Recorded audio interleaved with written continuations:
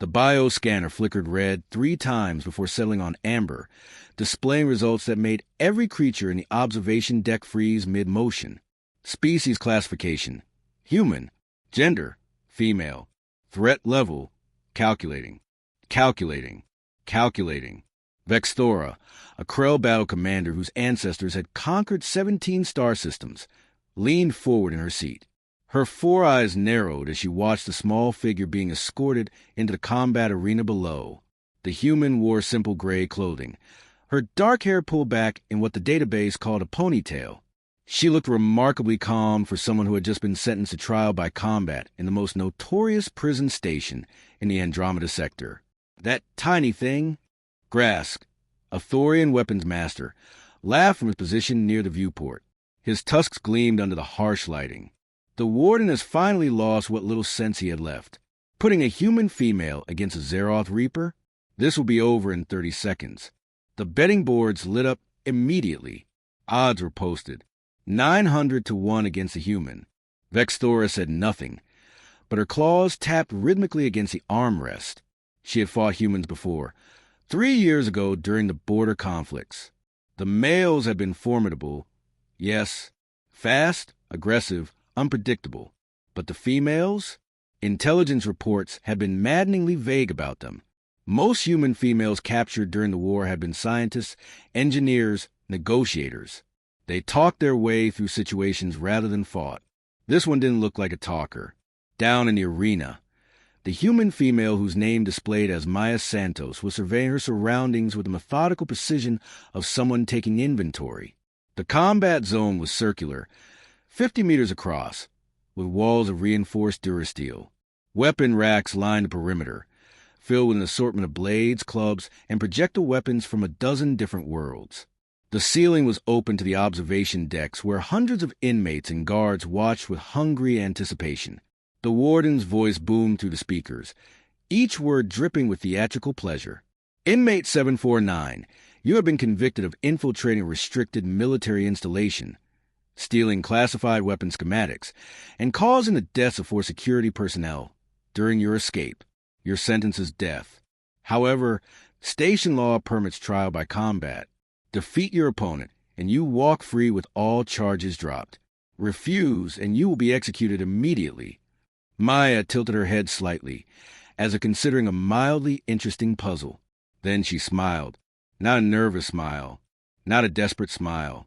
The kind of smile that made Vexthora's secondary heart skip a beat. So let me get this straight, Maya called out, her voice carrying easily across the arena. You want me to fight whatever nightmare you're about to release, and if I win, I just waltz out of here? No strings attached. Correct. And the weapons are fair game? Choose whatever you wish. Human. It will make no difference. That smile widened. Oh, I really hope you recorded that statement. I'm going to want to watch it again later. The far gate began to rise with a mechanical groan.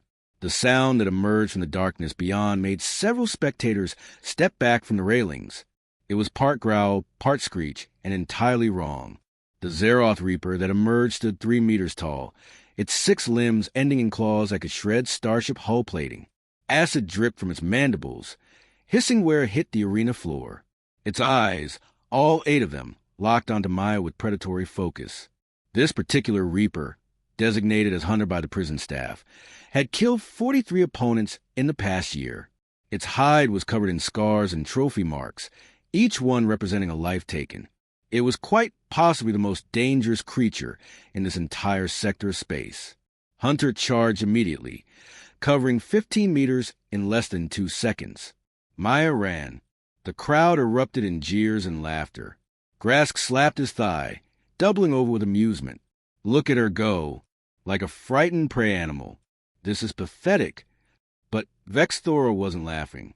She was watching the human's trajectory. Maya wasn't running in panic. She was running with purpose, heading straight for the weapon racks with Hunter closing the distance behind her. The Reaper's claws left gouges in the metal floor with each thundering step. Maya reached the first weapon rack, grabbed something, and kept running without breaking stride. The crowd's laughter intensified until they realized what she had taken. A knife. A single, standard-issue combat knife. against a creature that had survived direct hits from plasma rifles. "Oh, this is just sad," someone shouted from the upper decks. "End it quickly, Hunter." The Reaper lunged, all 6 limbs extending to trap its prey against the wall. Maya dropped, slid beneath the massive creature on the smooth floor, and came up behind it in one fluid motion. Before Hunter could turn, she had scaled one of the weapon racks, using it like a ladder to gain height. The Reaper spun, confused for perhaps the first time in its existence. Where had the prey gone? Maya dropped from above, landing on Hunter's back. The knife flashed once, twice, 3 times in rapid succession, not random attacks. Precise strikes at specific points along the creature's spine where, according to Krell biology databases, the Zeroth kept their primary nerve clusters. Hunter screamed.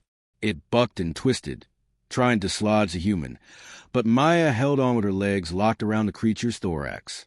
Her free hand gripped one of Hunter's dorsal ridges while the knife continued its brutal work. The arena had gone quiet. "Impossible," Grass whispered.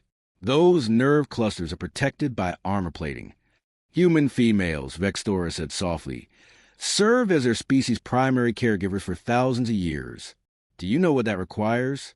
Intimate knowledge of anatomy, knowing exactly where to touch to soothe pain." Her eyes never left the scene below, or cause it.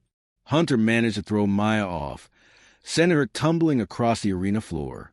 She rolled, came up in a crouch, and immediately started moving again. The Reaper followed, but its movements were slower now. Purple blood seeped from the wounds on its back. "Come on, big guy," Maya called out, and there was something terrifying about the casual tone in her voice. "I thought you were supposed to be scary. My grandmother hits harder than you, and she's 87 years old." Hunter charged again, and this time Maya didn't run. She waited until the last possible second, then pivoted to the side with the grace of a dancer. The Reaper's momentum carried it past her, and Maya's knife opened a long gash across its ribs as it passed. The next 5 minutes were a masterclass in what human military instructors called asymmetric warfare. Maya never stood still. She used the arena itself as a weapon, leading Hunter into walls, caused it to overextend and expose vulnerable areas. Each time the Reaper attacked, it found nothing but air. Each time it recovered, it was bleeding from a new wound. The knife never stopped moving. Slash, dodge, roll, strike. It was almost hypnotic to watch. Vextora found herself leaning forward, all 4 eyes wide. This wasn't just combat skill. This was artistry. This was rage channeled into something precise and deadly. Maya wasn't fighting to survive. She was fighting to punish. Every cut, every dodge, every taunting comment was designed to humiliate the creature that was supposed to execute her. "You know what's funny?" Maya said, breathing hard now but still moving. "Your boss said you were an apex predator. You know what we call apex predators on Earth." She ducked under a wild swing. Endangered species. Hunter was slowing down significantly now. Blood loss and nerve damage were taking their toll. The creature that had terrified the station for over a year was stumbling, confused, unable to understand why its prey wouldn't die. Maya stopped running. She stood in the center of the arena, knife held loosely at her side, and waited. Hunter gathered itself for one final charge, putting everything it had left into this last attack. At the last second, Maya moved, not away, toward. She went low, under the creature's reach, and the knife found the soft tissue beneath Hunter's jaw. She drove it upward with both hands, putting her full body weight behind the strike. The blade punched through chitin, through muscle, and into the brain cavity. Hunter's momentum carried both of them forward, but only Maya got back up. The Reaper collapsed behind her, its limbs twitching in the last spasms of dying nerves. The arena was silent, except for Maya's heavy breathing. She pulled the knife free, wiped it clean on the fallen creature's hide, and looked up at the observation decks. Her eyes found the warden's private box. "I believe," she said, her voice steady despite her exhaustion. "We had an agreement." The warden stared down at her, his expression unreadable. Finally, he activated his microphone. "Release her. Honor the terms." As guards moved to open the arena doors, Maya walked past Hunter's corpse without a backward glance. But just before she exited, she paused and looked up one more time. "Oh, and Warden? Those for security personnel I supposedly killed." Her smile was back. It was colder than deep space. "They're not dead. Check your systems. I knocked them unconscious and locked them in a supply closet. I only steal information. I don't kill people unless they really, really deserve it. Unlike some creatures in this station." She disappeared through the exit, leaving behind an arena full of beings who suddenly realized they had greatly underestimated what identification as human female actually meant. Vexthora stood up slowly, her mind racing. She needed to file a report. The High Command needed to know about this. The human females weren't just negotiators and scientists. They were something far more dangerous. They were survivors who had learned to turn perceived weakness into their greatest weapon. The release processing took exactly 47 minutes, during which Maya Santos sat in a sterile white room and answered exactly 0 questions. The guards who brought her release documents kept their distance, which she found amusing considering she had returned the combat knife immediately after the fight. Apparently, killing a station legend with nothing but a blade and attitude made people nervous. Who knew? "Sign here, here, and here." The processing officer said, "A Velcorian whose scales had turned a pale yellow. Fear color. Your personal effects will be returned at the exit gate. You have 6 hours to leave station jurisdiction before your temporary immunity expires." Maya signed with a flourish. 6 hours? That's generous. I only need 2.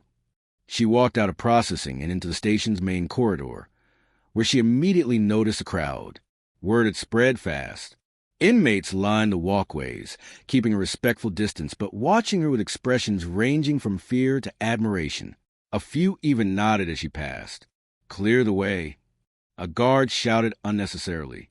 Everyone was already giving her plenty of space. Maya made her way to the visitor's docking ring, where her confiscated gear waited in a sealed container. She checked the contents quickly. Data pad. Encrypted drive containing the weapon schematics she had actually come here to retrieve, personal comm unit, and most importantly, the small photograph she kept folded in her jacket pocket. She looked at it briefly.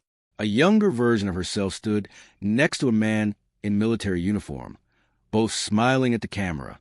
Lieutenant Marcus Santos, her brother, killed 2 years ago during a prison transport that had mysteriously exploded in deep space. The official report called it an accident. Maya called it murder. And the weapon schematic she had just stolen would prove that the transport had been sabotaged using military-grade explosives that shouldn't have existed yet. Someone in the Galactic Military Command had killed her brother to cover up an illegal weapons program. She was going to find out who, and then she was going to make them pay. But first, she needed to get off the station. "Santos."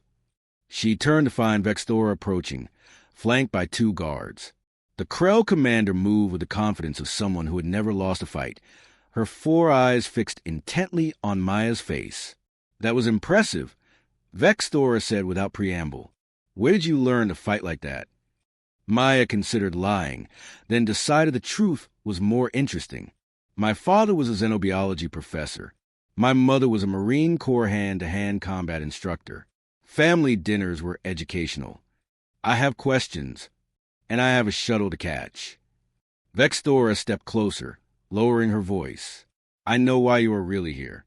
The weapon schematics you stole are for the Nova-class plasma charges, the same type that destroyed the transport ship carrying military prisoners 2 years ago." Maya's expression didn't change, but her hand moved fractionally closer to where a weapon would normally be holstered. "That's a very specific accusation to make to someone who just earned their freedom legally." "I served in the border conflicts," Vexthora continued. "I fought humans. I respected them. But when that transport exploded, taking 17 prisoners of war with it, I started asking questions. Questions that got me reassigned to this forgotten station." Her mandibles clicked in what might have been a smile. "It seems we have a common enemy, Santos. Someone in the High Command who values secrecy over honor." Maya studied the Krell commander for a long moment. "Why tell me this?" "Because I cannot pursue this officially without evidence. But a human freelancer with stolen schematics and a personal vendetta?" Vexthora's eyes glinted. That is a different matter entirely. Find the truth, expose them, and when you do, send me the proof. I will make sure it reaches the right people. She held out a small data chip. Maya took it. Coordinates, Vexthora explained, where you can find me when you need an ally. Before Maya could respond, alarms blared throughout the station.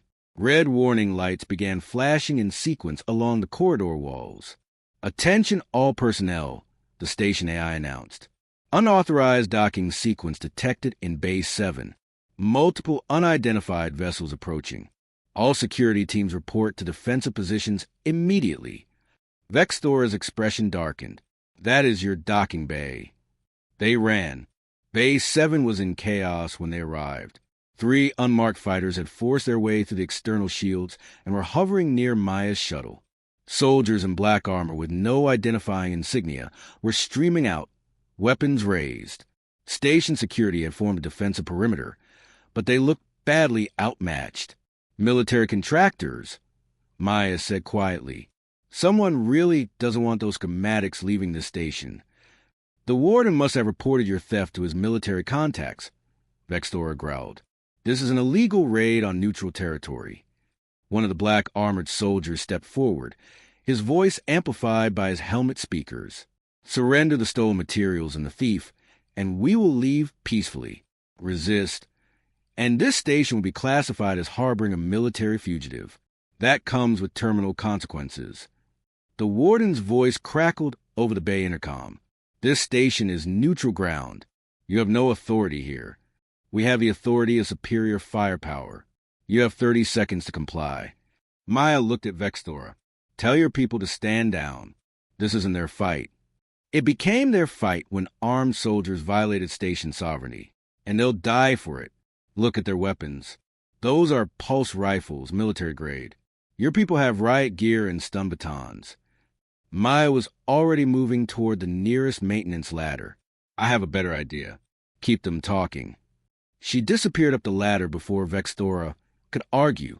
The Krell commander watched her go, then stepped forward to address the soldiers. Under Galactic Neutral Zone Treaty 47, you are in violation of interstellar law. Power down your weapons and submit to station authority, or this incident will be reported to the Oversight Council. The soldier commander laughed. The Oversight Council is 3 weeks' travel from here. We will be gone in 3 minutes. Final warning. Surrender the human and the data. Counter offer. Maya's voice echoed to the bay, though she was nowhere visible. You leave right now, and I don't turn your fancy ships into very expensive scrap metal. Locate the target. The commander barked. His soldiers fanned out, searching the bay's catwalks and service platforms. I'm right here. Maya called from a completely different direction. Then the first explosion rocked the bay. She had found emergency hull repair supplies and improvised spectacularly. The magnetic clamps holding the nearest fighter in place released simultaneously, and the ship lurched sideways into its companion vessel. Both fighters' proximity alarms screamed warnings. Their automated defense systems, designed to prevent mid-air collisions, fired their maneuvering thrusters at full burn. Inside the enclosed docking bay, that was catastrophic. The fighter jets became pinballs, bouncing off walls, off each other, off the deck plating. Soldiers scattered, diving for cover. One fighter's wing clipped a third vessel, sending it spinning into a cargo container stack that collapsed like dominoes. Through the chaos, Maya dropped from above, landing on the commander with both feet. He went down hard. She relieved him of his pulse rifle in one smooth motion, then fired 3 shots into his squad's weapon hands before they could react. The pulse blasts weren't lethal at that setting, but they sure made holding a gun difficult. Station security. Vexthora shouted. Disarm these intruders. They have forfeited diplomatic immunity. What followed was less a battle, and more a very one-sided brawl. The contractors, already disoriented from the fighter collision and now disarmed, found themselves facing very angry station guards who took violations of neutral territory personally. Maya kept the pulse rifle trained on the commander, who was struggling to his feet. Here's what's going to happen, she said conversationally. You're going to tell your bosses that the human female escaped. Yerva explained that you failed because she was more clever, more resourceful, and significantly more vindictive than anyone predicted. You will not mention that I had help. You will not mention this station's name. Because if you do, I will personally deliver copies of these schematics to every news organization, political opponent, and military oversight committee in the galaxy. Clear. The commander nodded slowly. Good. Now get your people and your broken toys out of this bay before I decide to get really creative. 20 minutes later, the contractors limped away in their damaged fighters, leaving behind weapons, equipment, and quite a bit of dignity. Maya watched them go from her shuttle's cockpit, the encrypted drive safely stored in her jacket. Vexthora appeared at the shuttle's entry ramp. That was reckless, dangerous, and absolutely magnificent. I have my moments. Maya powered up the shuttle systems. Thank you for backing me up. Most people would have just handed me over. Most people are not Crow warriors. Vexthora paused. Find your answers, Santos. Make them pay for what they did to your brother. And when you need someone to stand beside you in the final fight, use those coordinates. Maya smiled, and this time it reached her eyes. You know what, Commander? I think I will. The shuttle lifted smoothly from the deck, rotated, and shot out through the bay's force field into open space. Maya set a course away from the station, away from the sector, toward the coordinates where she could decode the schematics and trace the weapon program back to its source. Behind her, the prison station slowly returned to normal operations. In the arena, maintenance crews were still cleaning up what remained of Hunter. In the observation decks, inmates were already embellishing the story of the human female who had defeated the undefeatable. And in her office, Vexthora filed a report that would be read by very few people but would eventually reach the right eyes. A report that detailed unauthorized military action, violation of neutral space, and the fact that someone in the high command was scared enough of one determined human to risk interstellar incidents. 3 months later, the story broke across every major news network. The Nova Plasma program, the illegal weapons testing, the sabotage prison transport, and the names of everyone involved. The evidence was irrefutable. The scandal destroyed careers and led to the largest military tribunal in a generation. The whistleblower's identity was never revealed, listed only as a confidential source. But those who knew, those who had been in that station, or who had access to certain classified reports, they knew the truth. Never underestimate someone identified as human female, especially one with nothing left to lose and everything to avenge. Maya Santos sat in a small cafe on a border colony world, watching the news coverage with satisfaction. The photograph of her brother sat on the table beside her coffee. She raised her cup in a silent toast. Got them, Marcus. Every single one. Her comm unit chimed. A message from Vexthora. Just 3 words. Well done, warrior. Maya smiled and ordered another coffee. She had earned it.